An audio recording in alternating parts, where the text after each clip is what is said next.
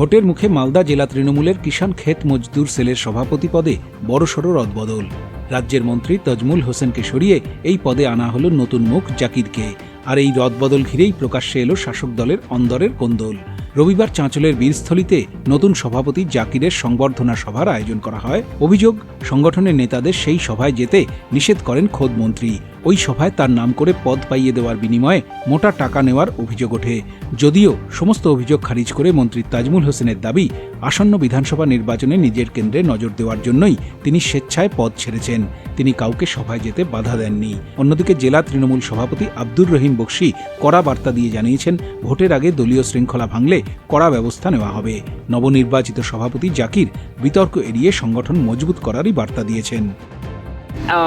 রাজ্য তৃণমূল নেতৃত্ব আপনাকে গুরু দায়িত্ব দিয়েছে, কি বলবেন? সোনাক্ষী, মশলা কোথায়?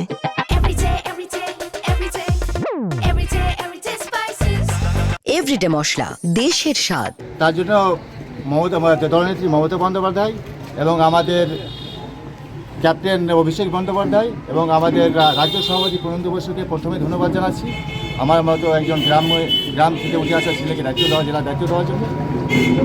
এবং আমি সাধ্যমতো আমার যতটুকু থাকবে সাধ্যমতো আমি সংগঠনটাকে শক্তিশালী করব এবং মেন সংগঠনের সাথে গলে গলে মিলিয়ে করব।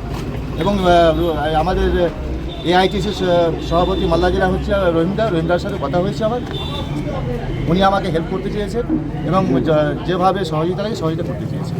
আমার নাম জাকির হোসেন, জেলা সভাপতি তৃণমূল কিষাণ তৃণমূল কংগ্রেস।